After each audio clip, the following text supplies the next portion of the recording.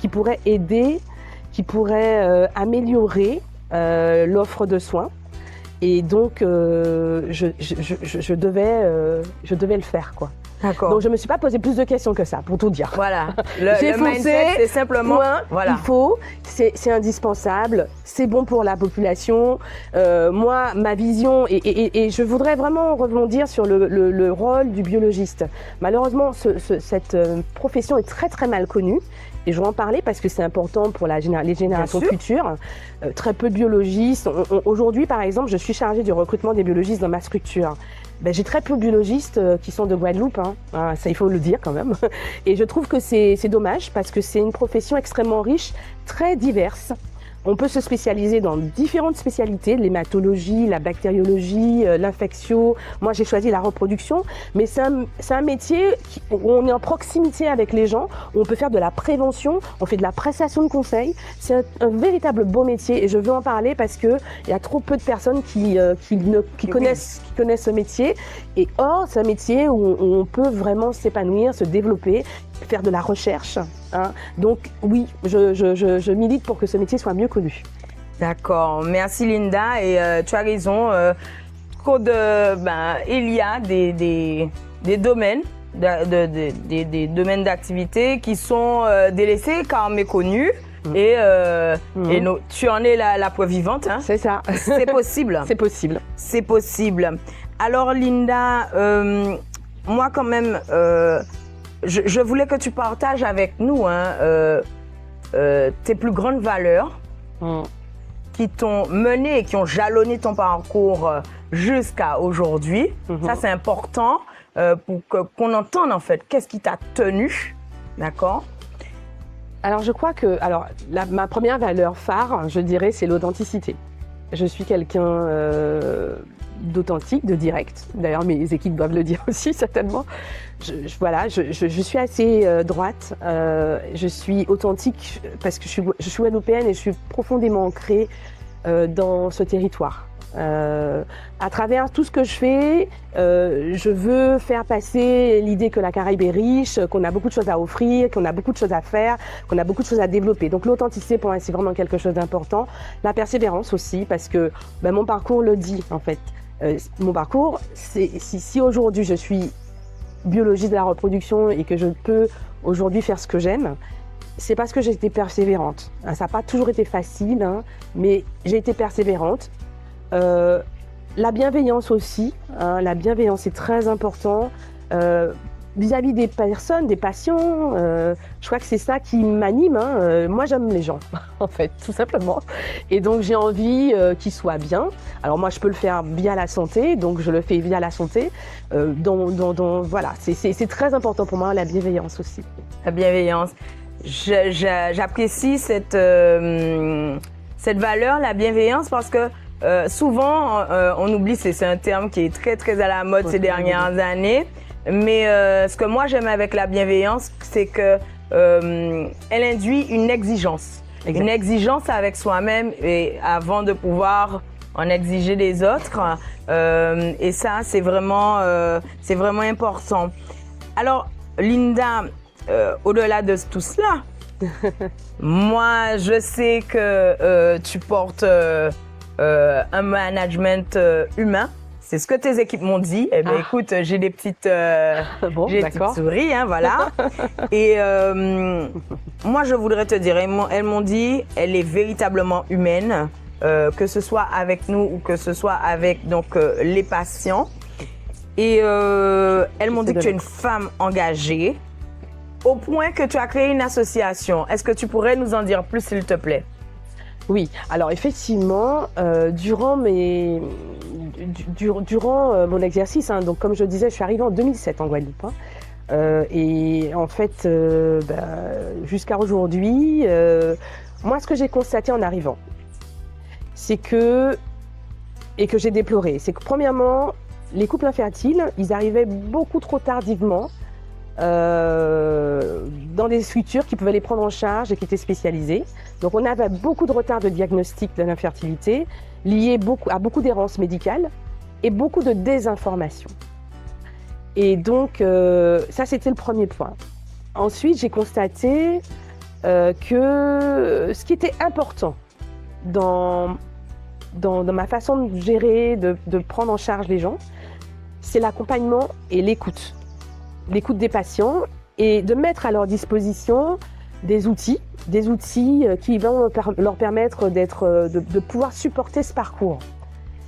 Et donc c'est un peu ma philosophie et ça n'existe pas tout à fait, ça n'existait pas en tout cas quand j'y étais. Et troisièmement, j'ai fait un constat aussi, c'est que l'infertilité masculine était très tabou.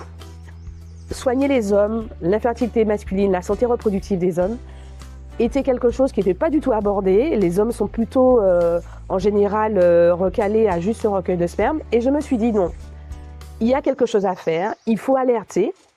Il faut alerter sur les facteurs de risque d'infertilité. Et comment faire, sinon par une action associative. D'accord. Parce qu'on a l'action médicale et professionnelle, mais rien ne vaut également une action associative pour justement pouvoir faire converger à la fois les institutions, les politiques, mettre en place des actions qui soient vraiment concrètes. Et c'est comme ça qu'effectivement, avec d'autres professionnels de santé qui gravitent autour de la fertilité, alors j'ai fondé cette association qui s'appelle Ferti 971 et dont les objectifs sont très clairs, c'est informer la population sur les facteurs de risque, notamment sur l'âge. On n'a pas conscience, mais quand on veut avoir des enfants, l'idée n'est pas d'être dans une politique pro-nataliste, pas du tout. Mais c'est l'idée de dire, si vous voulez avoir un bébé, il faut vous préoccuper de ça quand même suffisamment tôt. Être éclairé. Et être éclairé. Parce que pour moi, le savoir, c'est le pouvoir. Et donc, il était important qu'il y ait une structure qui puisse informer massivement la population sur les facteurs de risque. Et il y en a beaucoup en Guadeloupe. D'accord ? Et deuxièmement, c'est former les professionnels. Donc, effectivement, ça, c'est vraiment important parce que c'est vrai que l'infertilité, c'est une surspécialité en fait. On peut avoir des gynécos, mais qui ne sont pas du tout formés à la prise en charge de la fertilité, et donc, ou bien des biologistes pas formés. Donc en fait, c'est déjà une surspécialité. Donc il faut vraiment former les professionnels de terrain, notamment les professionnels de proximité, pour qu'ils aient le bon langage, pour qu'ils puissent très vite orienter les patients vers les bonnes structures. Et troisièmement, faire de la prévention, beaucoup de prévention. C'est ça l'objet, notamment auprès des jeunes. C'est ça qui est le plus important. Parce qu'aujourd'hui, on peut dire, on est une génération peut-être un peu gâchée, mais il faut que les jeunes qui arrivent, ils sont en santé reproductive, mentale, physique, bref. C'est ça l'objet de l'association Ferti 971. Je te sens passionnée et j'adore ça. Véritablement, nous ressentons que tu fais ça avec cœur et âme. Oui. Et ça a du sens. Ça a du sens et ça m'amène à te parler de ton dernier gros challenge. On m'a parlé du premier congrès Andro-Caraïbes. Alors, dis-moi tout, parce que ça s'est tenu le 20 et le 21 janvier de cette année. Tout à fait. Dis-nous tout sur ce congrès. Andro-Caraïbes. Alors, Andro-Caraïbes, véritable challenge, très réussi. On a fait... alors, moi, je fais partie du conseil d'administration de la SALF, qui est la Société d'andrologie en langue française, parce que je suis spécialisée en fertilité masculine. Et donc, nous avons fait une collaboration, une synergie d'action entre la SALF et Ferti 971, et nous avons donc co-organisé ce congrès qui s'appelle Andro-Caraïbes. C'est le premier congrès d'andrologie caribéenne. Andrologie, c'est tout ce qui concerne justement la santé reproductive masculine. Donc, toutes les pathologies qui sont en lien avec la reproduction. Et donc, ça peut être des infections, ça peut être des pathologies métaboliques, des cancers. On a abordé énormément de sujets qui concernent la santé reproductive des hommes. On ne parle pas suffisamment des hommes. Nous sommes des femmes. La santé des femmes est très importante parce que, bien sûr, elle a été délaissée et effectivement, il faut faire toutes les actions en faveur de la santé des femmes.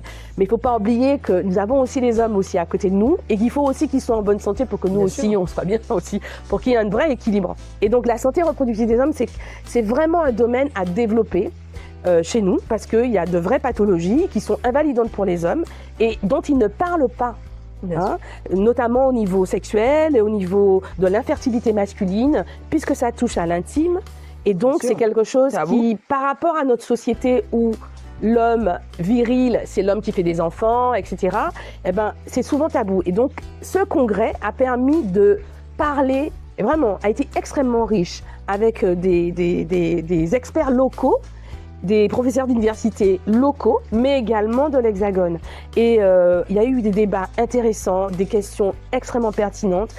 La plupart des personnes qui sont sorties de là ont dit vraiment qu'ils ont appris beaucoup de choses et qu'il faut renouveler. Donc, bien sûr, il y aura une prochaine édition. Ah, Voilà. écoute, moi, je ne peux que t'encourager dans cette dynamique parce que c'est un sujet important, capital Oui. pour nous, pour notre communauté surtout. Oui, Notamment. tout à fait, tout à fait.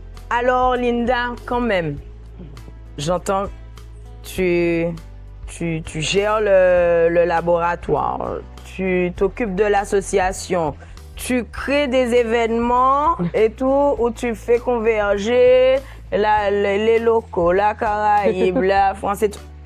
Est-ce qu'on peut parler, tu connais mon passé RH, est-ce qu'on peut parler de l'équilibre vie privée, vie professionnelle? Comment Linda Pavili a tenu le coup toutes ces années? Alors, elle a tenu le coup parce qu'elle a beaucoup d'amour autour d'elle. Et beaucoup d'amour. Déjà, premièrement, elle a la gratitude aussi d'avoir 2 beaux enfants. et un homme qui est d'une grande valeur à côté d'elle, et qui l'épaule et qui la soutient. Il a un soutien mutuel aussi, bien sûr, mais voilà. Et puis des parents et une famille aimante. Ça, je crois que c'est fondamental. Et donc c'est ça qui m'a portée jusqu'à aujourd'hui et c'est pour ça que j'arrive à avoir cet équilibre. Je tiens à cet équilibre d'ailleurs parce que je tiens ma famille, c'est vraiment ce qui C'est me ton porte. socle? C'est mon socle. C'est mon socle. Et d'ailleurs j'en profite pour leur dire que je les aime énormément. Voilà. Super. Merci pour ce partage intime de ton Oui. ancrage, véritablement. Avec un tel parcours, quel conseil que tu donnerais à nos pères, nos mères, nos filles, nos fils, nos frères? Quel conseil véritablement tu leur donnerais pour qu'eux aussi trouvent leur voie, leur mission? Alors si je peux me permettre de donner un conseil, alors je dirais qu'il faut croire en soi.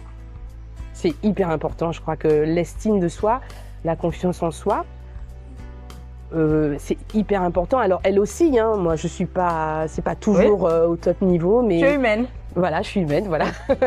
Mais je crois que c'est le fondamental et c'est pour ça que je dirais aux parents, l'amour qu'on donne aux enfants permet de nourrir ça.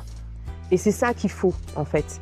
Il faut aimer ses enfants, il faut les entourer, il faut les encadrer, il faut les éduquer pour qu'ils arrivent à savoir ce qui est bon pour eux, parce que et de les aider à accomplir ce qui est bon pour eux. Mes parents, ils m'ont laissé cette liberté de pouvoir faire ce que je voulais faire. Et je leur dis merci tous les jours pour ça. De m'avoir donné aussi des ancrages qui soient spirituels, qui soient éducatifs. Et je crois que c'est vraiment le squelette en fait. C'est ça en fait. Et donc si c'est ça que je peux conseiller, je dirais ça. Il y a d'autres choses, mais ça c'est le primordial. C'est le primordial. Ouais. Merci Linda, tu sais que tu ne peux pas échapper à cette question. Laquelle? C'est la dernière. Mhm. Et franchement, tu es sur le grill. Mhm. Qu'on se le dise. Oui. Est-ce qu'aujourd'hui, Linda, tu es consciente d'être une femme caribéenne qui porte un message fort, impactant, inspirant et surtout puissante, s'il te plaît? Alors, à la question, est-ce que j'en suis consciente? Je dirais non. Mais si tu le dis, je l'accueille, Oui. très volontiers. Et je dirais oui, je suis une femme caraïbéenne, guadeloupéenne, mais je suis aussi une citoyenne du monde. Et donc, si je peux faire ma part dans ce monde, volontiers je le fais. Voilà. Merci Linda pour cet échange riche, sincère, qui vient du cœur. De très très beaux messages, véritablement. Merci. Alors je suis Mamzelle Amy, vous connaissez, il faut partager, liker, abonnez-vous et puis la suite au prochain épisode. À bientôt!